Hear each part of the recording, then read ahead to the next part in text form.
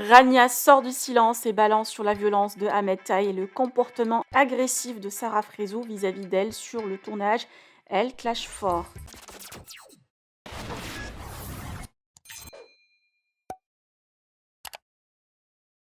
Rawel a quitté le tournage dans les anciens épisodes et Rania y est restée, mais plusieurs candidats se sont mal comportés avec elle, notamment le couple Sarah Frézou et Ahmed Taï. Plusieurs séquences ont été coupées au montage, comme celle où Ahmed a voulu frapper la candidate, et aussi le comportement agressif et violent de Sarah.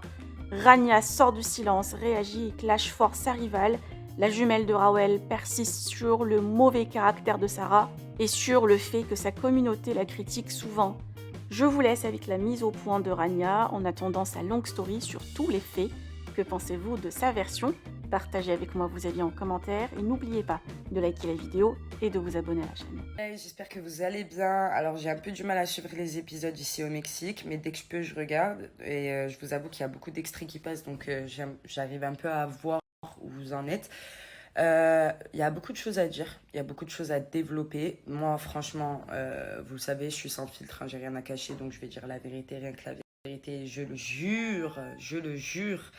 Par contre, quand je vois que certains se permettent d'inventer des choses, putain, ça me fait bien rire. Et que certains n'ont pas assumé face à moi de me dire certaines choses. Et que je les vois en image, j'ai envie de dire, franchement, je vais parler. Là, j'attends, j'ai dit, je vais pas parler à chaud. Je vais me relax, vous savez quoi. Et le moment venu, je vais me poser et bien parler de tout ce qu'il y a à dire. En tout cas, ceux qui ont voulu nous faire passer pour des folles et des mythos, ben, c'est pas réussi finalement, parce qu'au final, on a les images. Malheureusement, on n'a pas tout, parce qu'il y a beaucoup de choses qui ont été coupées. Mais en tout cas, ce que je tiens à dire, c'est que de base, pourquoi je pète un câble et que je monte sur la table par rapport à l'autre là, tout simplement, c'est parce que de base, elle ne devait même pas m'adresser la parole après l'altercation qu'il y a eu avec elle et son toy boy, d'accord? Donc, elle a commencé à me provoquer, à me jeter des pics, à me parler, alors que de base, on ne devait même pas se regarder ni s'adresser la parole. Ce que moi, j'ai respecté, parce que j'ai dit, j'ai envie d'être dans une bonne ambiance, en fait. J'ai pas envie de me gâcher l'aventure du fait que ma sœur soit partie et qu'il y a eu beaucoup de choses négatives à ce moment-là. Et en fait, elle a commencé à me provoquer, donc tout simplement, c'est pour ça que je dis pourquoi elle me parle. Parce qu'en fait, à ce moment-là, moi, je m'adresse à la production et je leur dis pourquoi elle me parle. Pourquoi elle me parle. Parce que là, vous le savez, elle est en train de me parler, je vais péter un câble. Vous le savez. C'est pour ça qu'à ce moment-là, moi, ce qui se passe, c'est que je me retourne vers la production et je les préviens. Et en fait, là, je pète un câble. Clairement, je pète un câble pour lui rentrer dedans. Parce que ça y est, j'avais plus rien à perdre. Je m'en foutais complet. Donc c'est très facile de venir dire que moi je pique tout le monde et que genre je m'en prends à tout le monde à longueur de journée. De toute façon les images elles parlent d'elles-mêmes et en plus moi à part elle et son toy boy là, eh ben j'ai aucun problème avec personne d'autre dans cette maison. Vite fait Toto tu vois, mais encore parce que lui c'est une autre histoire. Mais voilà. Donc de toute façon elle m'a fait passer des menaces, hein. Clairement j'ai envie de lui dire je te réponds là sur cette story, j'ai pas peur de toi mais enfin j'ai pas peur de toi. Tu peux me menacer tant que tu veux, me faire passer tous les messages que tu veux. J'ai pas peur de toi. Clairement, les histoires avec elle, pourquoi c'est parti. Elle a dit que c'est une histoire qui date de 5 ans, que genre en gros elle est passée à autre chose. Alors je t'explique meuf, quand moi je me suis embrouillée avec toi et que je suis venue faire mon mea culpa, que je suis rentrée chez moi en France et que je vois que sur les épisodes tu m'as bien taillé, hein, ben je suis désolée, j'ai pas envie d'avoir des potes comme toi moi. Je suis désolée. Et je me dis putain, moi je suis partie m'excuser auprès de ça.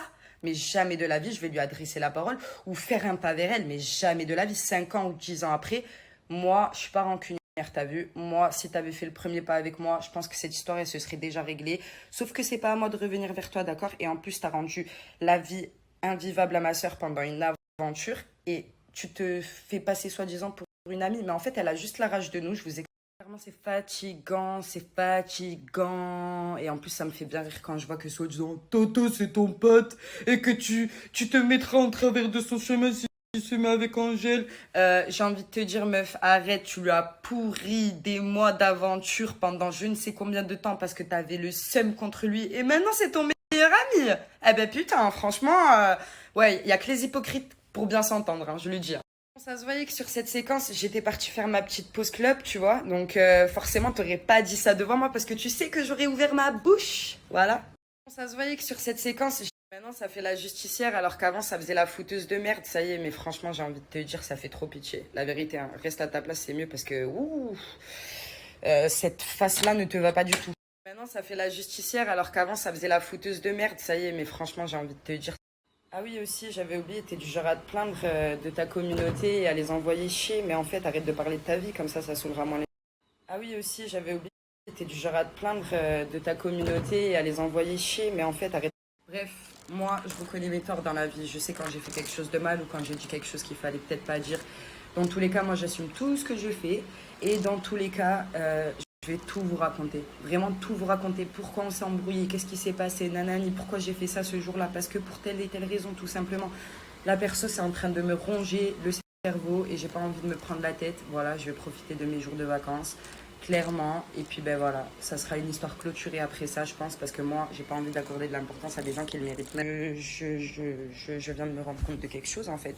Donc, moi, en fait, on veut me faire passer pour la meuf violente qui monte sur la table, tout ça parce que je réponds à de la persécution. En fait, oui, clairement, c'est de la persécution. Attention, je suis pas une victime, hein. Je vais pas me faire passer en victime ou quoi que ce soit. Moi, je suis quelqu'un, vous le savez, je me laisse pas faire, je me défends.